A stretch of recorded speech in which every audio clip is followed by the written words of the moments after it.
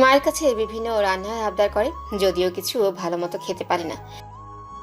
খাওয়ার সাথে সাথে গড়গড় করে বমি করে দেয়, কিন্তু অন্যদের মতো অনুর প্রেগনেন্সিতে হয়তো সমস্যা হয় না, শুধু মাঝে মাঝে এই বমি হয়। তেল দিয়ে দেওয়া, ঘুমানোর সময় বিলি কেটে দেওয়া তার নিত্যদিনের আবদার। প্রতিদিন সকাল বিকাল বাবার সাথে হাঁটতে যায় আর নানান বিষয় নিয়ে গল্প করে। মাঝে মাঝে সাদাত ভাই সাদকে নিয়ে আসে, আড্ডা দেয়, গল্প করে আর বাচ্চাদের মতো অনুকে এটা সেটা বোঝায়। অনু অবুঝ বাচ্চার মতো শুধু হুম হাঁ করেই মাথা নাড়ে। আর তাদের এসব কাণ্ড দেখে অনুর বাবা মা মিটিমিটি হাসে। অনুর মা মনে মনে ভাবে, ইস, যদি ছেলে মেয়ে দুটোকে একসাথে করে দেওয়া যেত সারা জীবনের জন্য, তাহলে হয়তো তারা সব সময় এমন হাসি খুশি থাকতো। কিন্তু সে জানে হনু কখনই তার কথা শুনবে না, কারণ ছোটবেলা থেকেই অনু সাদাতকে বেস্ট ফ্রেন্ডের মতো ভাবে। হ্যাঁ, সাদাত তো বিয়ে করবে না, সে তার স্ত্রীকে এখনও ভালোবাসে। ভাবতে একটা চাপা নিঃশ্বাস ছাড়ল। হঠাৎ তার হাতে ফোনটি কেঁপে উঠল। স্ক্রিনে নাম্বার দেখে রাবেয়া অবাক হয়ে গেল। এটা অনুর শাশুড়ির নাম্বার। মাঝে মাঝে এই কথা হতো তাদের। মহিলা বেশি কথা বলতে চাইতেন না, কিন্তু তার কথা শুনে বোঝা যেত সে অনুর যথেষ্ট খেয়াল রাখে। তিনি অসুস্থ হয়ে যাওয়ার পর মিসেস রেহানা প্রায় তার খবর নিতেন। ফোনটা বাজতে বাজতে বন্ধ হয়ে গেল। কয়েক সেকেন্ড পর আবার ফোনটা বেজে উঠল। সে কাঁপা কাঁপা হাতে রিসিভ করলো। ফোনের ওপাশ থেকে ভেসে আসলো কিছু কথা। আসসালামু আলাইকুম আপা, কেমন আছেন? আপনার শরীরটা এখন কেমন? কথাগুলো বেশ মিনমিন করে বলল রাহেলা। কেমন আছে কথাটা জিজ্ঞেস করতেও কেমন যেন সংকোচ হচ্ছে তার। তার তো অনুর সাথে কিছু কথা বলতে হবে, তার তো ফোন বন্ধ, তাই মার কাছে ফোন করা। সে খবর পেয়েছে অনু তার মায়ের কাছে আছে। রাবেয়া সালামের উত্তর নিল। ওয়ালাইকুম আসসালাম আপা। আপনার ছেলে আমাদের যেমন রেখেছে ঠিক তার থেকেও ভালোই আছি। একটা মেয়ের এই অবস্থায় যখন তার স্বামী তাকে ছেড়ে দেয়, তারপর তার বাবা মা যতটুকু ভালো থাকার কথা তার থেকে অনেক ভালো আছি। আর কিছু শুনতে চান? কি জন্য ফোন করেছেন কিছু বলার থাকলে বলতে পারেন। এই অবস্থা বলতে কি হয়েছে অনু? কি কোনো সমস্যা? আমাকে বলতে পারেন। আমি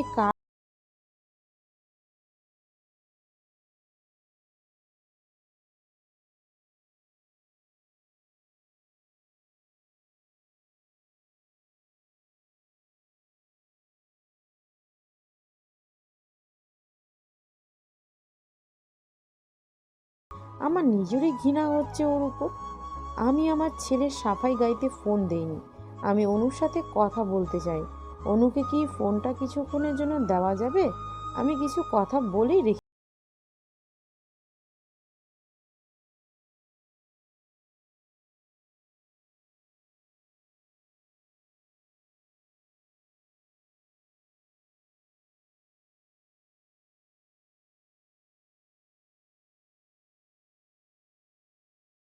তাকে অনুর সিদ্ধান্তের ব্যাপারে খুলে বলে।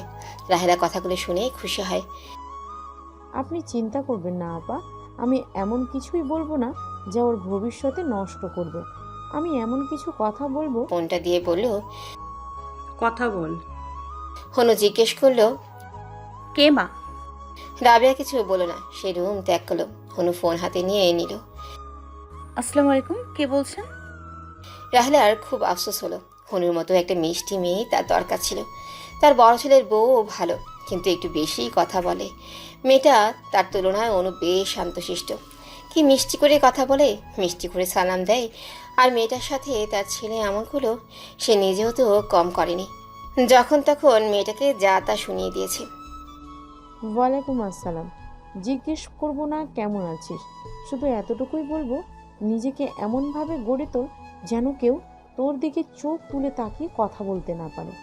সবার কথা উচিত জবাব দিতে শেখ। অন্যের উপর এতই নির্ভরশীল হোস না যে নিজেকেই ভুলে যাস।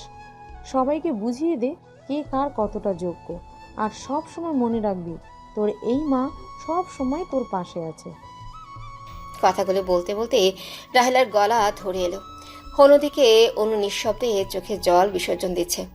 যে মহিলা তার সাথে ভালোভাবে কথা বলতো না, উঠতে বসতে কথা শোনাতো, সে তাকে তার ছেলের বিরুদ্ধে সাপোর্ট করছে। অনু সবসময় জানতো তার শাশুড়ি মা সামনাসামনি যতই কঠোর হোক না কেন, হারালে ঠিকই অনুকে ভালোবাসত।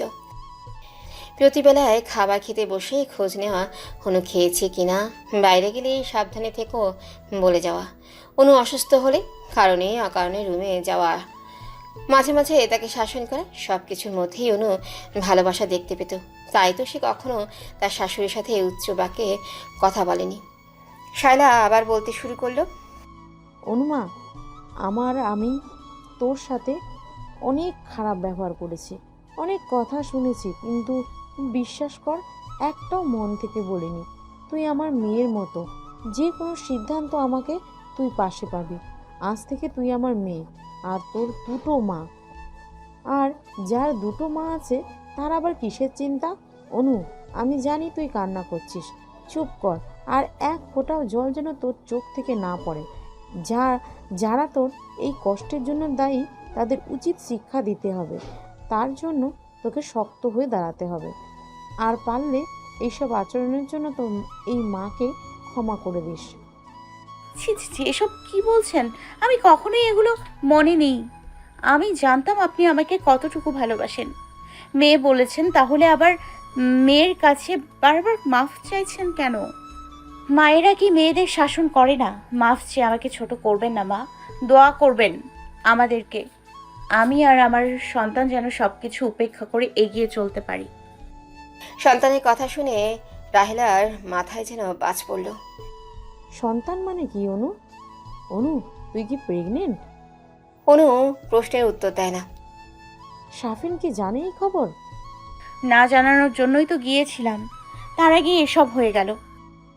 তোমার জানানো উচিত ছিল, তাহলে হয়তো সাফিনের মনটা ঘুরে যেত, হয়তো ওই মেয়েকে ছেড়ে যেত তোমাদের ভবিষ্যতের সন্তানের কথা ভেবে।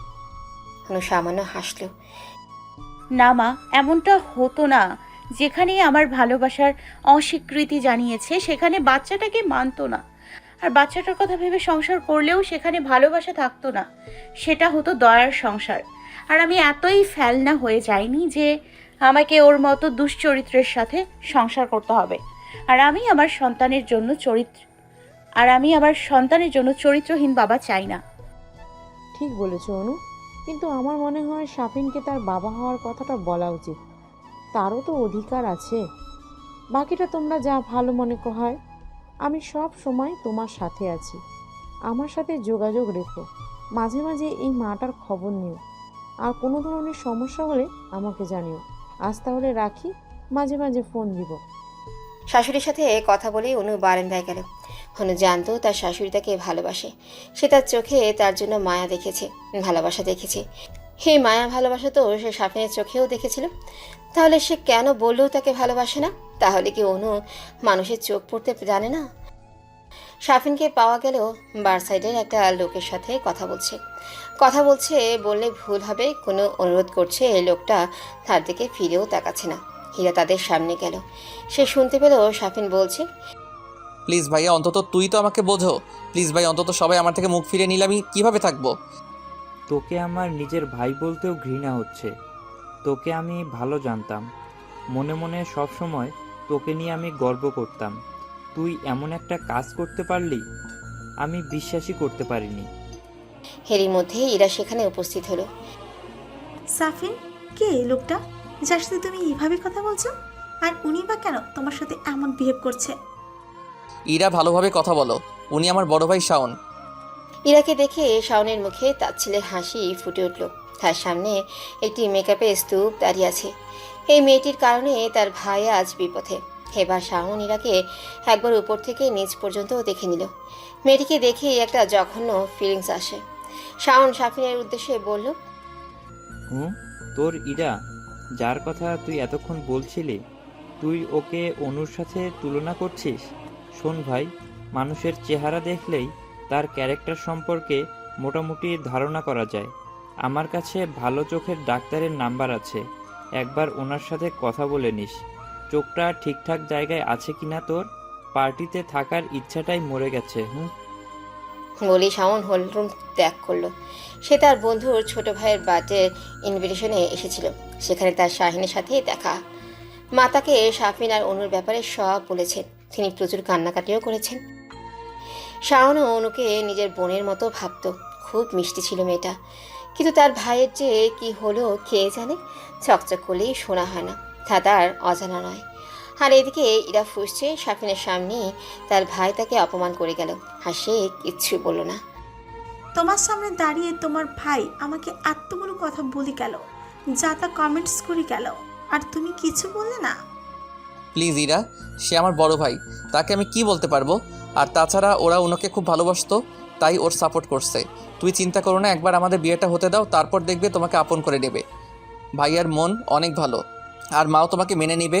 মা এমনিতেও অনুকে বেশি পছন্দ করতেন না। আর অপমানের কথা বলছো তো, তোমার ফ্রেন্ড ও তো তোমার সামনে আমাকে অপমান করলো, তুমিও তো একটা কিছু বললে না। হীরাকে এক হাত দিয়ে জড়িয়ে, এসব কথা বাদ দাও প্লিজ, রাগ করে থেকো না। নিজেদের মধ্যে রাগ করলে বিষয়টা আরও জটিল হয়ে যাবে। তার থেকে ভালো সবার সাথে পরিচিত হওয়া যাক। হীরাও সাফিনের কথায় সায় দিল। রাগ করে সে এই সুন্দর মুহূর্তটাকে নষ্ট করতে চায় না, তাই সাফিনকে তার বাবা মায়ের কাছে পরিচয় করাতে নিয়ে গেল। সাফিন সবার সাথে হাসি খুশিভাবে কথা বলল। হীরার মা বাবাও খুশি। হীরা তাদের একমাত্র মেয়ে, সে যদি সাফিনের সাথে ভালো থাকে তাহলে তাদের কোনো আপত্তি নেই। আর সাফিন ছেলেটাও তাদের কাছে ভালো মনে হচ্ছে। তারা 2 সপ্তাহ পর ইরা আর সাফিনের এঙ্গেজমেন্ট ঠিক করলো, আর কয়েক মাস পর বিয়ে। ইরা তার বাবা মাকে সাফিনের প্রথম বিয়ের কথা বলল না, এড়িয়ে গেল। তারপর কিছু ফ্রেন্ডের সাথে পরিচয় করিয়ে দিল। বেশ হাসি আনন্দের মধ্যেই তাদের রাতটা কেটে গেল। ইরা তার বাবা মার সাথে চলে গেছে। সে আজকে রাতটা সাফিনের সাথে কাটাতে চাইছিল, কিন্তু সাফিন কৌশলে মানা করে দিয়েছে। সাফিন রাত 2:30টায় এসে বাসায় ঢুকলো, কোনো রকম কাপড় চেঞ্জ করে শুয়ে পড়লো। শরীর ক্লান্ত থাকায় সাথে সাথেই ঘুমিয়ে পড়লো। হনু লাল পেরে সাদা শাড়ি পরে হাঁটছে, সাথে হাতে হাত রেখে হাঁটছে সাফিন। পরনে তার সাদা পাঞ্জাবি, দুজনের মুখেই হাসি। চারপাশে জবা ফুলের পাহাড়। হঠাৎই কোত্থেকে যেন এক ঝাঁক প্রজাপতি সাথে কারো ডাক ভেসে উঠল। কেউ তাকে ডাকছে বাবা বাবা করে। পেছনে তাকিয়ে দেখে একটা মেয়ে দৌড়ে তার কাছে আসছে। সেই হাত বাড়ানোর আগেই হনু তাকে কোলে নিয়ে পেছনে যেতে লাগলো। সাফিন ধরার জন্য হাত বাড়ালো, তার পা নড়ছে না, এক জায়গায় থেমে আছে। অনু পিছিয়ে যাচ্ছে একটা অন্ধকারের দিকে, বহু দূর। সে অনুকে চিৎকার করে ডাকছে, কিন্তু অনু শুনছেই না। আস্তে আস্তে অনু বাচ্চাটাকে নিয়ে অন্ধকারে মিলিয়ে গেল। সাফিন অনু বলেই চিৎকার দিয়ে ঘুম থেকে উঠল। সারা গায়ে ঘামের জর্জরিত। ঘড়িতে তাকিয়ে দেখে 4:30 আজান দিচ্ছে। সে শুনেছে ভোরের স্বপ্ন সব সময় সত্যি হয়। তাহলে এই স্বপ্নের মানে কি? আর বাচ্চা মেয়েটা কে? আর অনু তাকে কেন নিয়ে যাচ্ছে? এই স্বপ্নের মানে কি? সে খুব অস্থির হয়ে উঠল। কিছুই ভালো লাগছে না তার ভীষণ কষ্ট হচ্ছে। তারপর সে শাওয়ার নিয়ে মসজিদে গেল নামাজ পড়তে। এতে যদি তার কষ্ট কিছু লাঘব হয়। বান্দার কষ্ট নাকি আল্লাহই ভালো বোঝেন। কোনো আনমনে বারান্দায় দাঁড়িয়ে আছে, সাফিনের সাথে কাটানোর প্রত্যেকটা মুহূর্তে কথা চিন্তা করছে। কত ভালোবাসতো সে অনুকে, সব সময় বলতো অনুকে ছাড়া সাফিন অসম্পূর্ণ। সাফিনকে সম্পূর্ণ করতে হলে অনুকেই চাই। তাহলে এই 3 সপ্তাহে সাফিন খোঁজছিল। একবার একটি ফোন দিয়ে জিজ্ঞাসা করেনি সে কোথায় আছে। খবর পর্যন্ত নেয়নি। ভালোবাসা নাই ছিল, কিন্তু সামান্য দায়িত্ববোধের কারণে তো একবার ফোন দিতে খবর নিতে পারত। হয়তো এখনও সাফিনকে পূর্ণ করতে হনুর প্রয়োজন নেই। এখন পূর্ণ করার জন্য তার প্রেয়সী এসে গেছে, যে তার যোগ্য ও স্মার্ট, তাই খবর নেওয়া প্রয়োজন মনে করেনি। কথাগুলো মনে করতে চায় না অনু, কিন্তু কীভাবে যেন আপনি মনে এসে পড়ে। যখনই একা থাকে সাফিনের স্মৃতিগুলো তাকে তাড়া করে। কিছু সুখময় স্মৃতি আর কিছু দুঃখের স্মৃতিগুলো চাইলেও সে কোনোদিনও ভুলতে পারবে না। হারিয়ে যাব একদিন আকাশের এক কোণে, ভাবে না আমায় সেদিন খুঁজবে সবখানে। হাসবো সেদিন, ভাসবো তোমার চোখের জলে, সেদিন বুঝবে কি ছিলাম তোমার জীবনে। সকালে ঘুম থেকে উঠে নামাজ পড়ে বারান্দায় দাঁড়িয়ে সাফিনের ভাবনায় মগ্ন থাকা অনুর নিত্যদিনের অভ্যাস হয়ে দাঁড়িয়েছে। কিন্তু সে হয়তো জানে না দূর থেকে কেউ একজন তাকে খুব গভীরভাবে পর্যবেক্ষণ করছে। আর সে কেউ একজন আর কেউ না সাফিন নিজেই।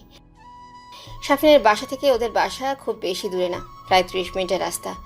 ভোরের স্বপ্ন দেখার পর সাফিন অস্থির হয়ে পড়েছিল হনুকে দেখার জন্য। নিজের মনকে আর আটকে রাখতে পারল না সে। অস্থির মনটাকে শান্ত করার জন্য হলেও হনুকে এক নজর দেখার প্রয়োজন। সকাল থেকে এই মনটা তাকে দেখার জন্য হাঁকুপাকু করছে।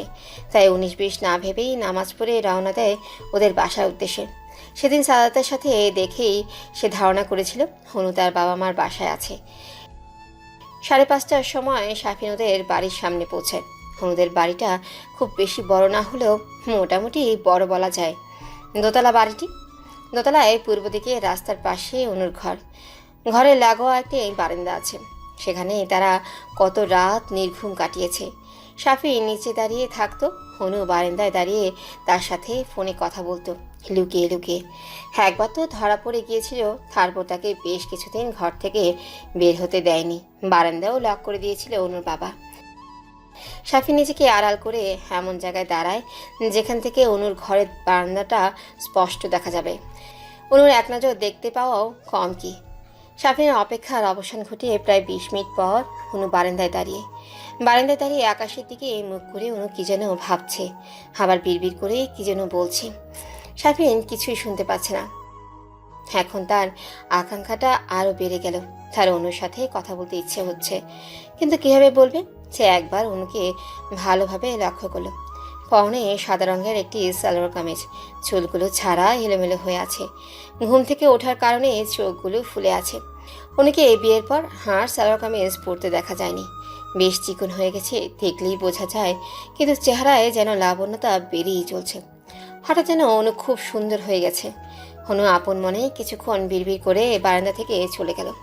ওর চলে যাওয়া দেখে শাফিন ধ্যান ভাঙল। সে চাইলেও অনুকে একবার ডাকতে, যেন এখনই চলে না যায়, কিন্তু পরবর্তীতে আবার চুপ হয়ে গেল। সে আরও কিছুক্ষণ অপেক্ষা করলো অনু বারান্দায় আসে কিনা দেখার জন্য, কিন্তু তাকে আসতে না দেখে বাধ্য হয়েই বাড়ির দিকে রওনা দিল। সময় নষ্ট করলে চলবে না, অফিসে যেতে হবে।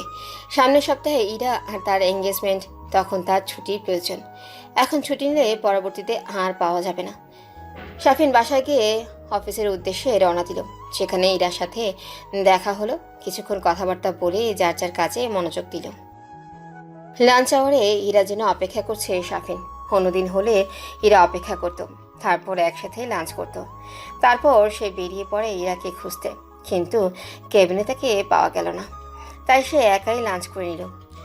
লাঞ্চ আওয়ারে 10 মিনিট ওভার হওয়ার পর হীরা ডেস্কে এলো। শাফিন তার কাছে জিজ্ঞেস করল এতক্ষণ কোথায় ছিল। হঠাৎই শাফিনকে সামনে দেখে হীরা হকচকিয়ে গেল। লাঞ্চ আওয়ারে কই ছিলা? তোমার জন্য অপেক্ষা করছিলাম। হীরা চোখ লুকিয়ে জবাব দিল, এই তো সামনে একটা আর্জেন্ট কাজে গিয়েছিলাম। কি এমন একজন কাজ ছিল আমাকে বলে যেতে পারলে না? আমাকে বললে আমি হেল্প করতাম, একসাথে লাঞ্চ করতাম। তুমি কি আমাকে চিড়া করছো সাফিন? এখন আমি কোথায় যাব না যাব সেটা তোমার কাছ থেকে পারমিশন নিয়ে যেতে হবে? আমি সে কথা বলিনি ইরা, আমি এমনি জিজ্ঞেস করছিলাম। আচ্ছা বাদ দাও, লাঞ্চ করেছো? হ্যাঁ, এখন যাও, নিজের ডেস্কে যাও। এভাবে বেশিক্ষণ থাকলে সমস্যা হবে।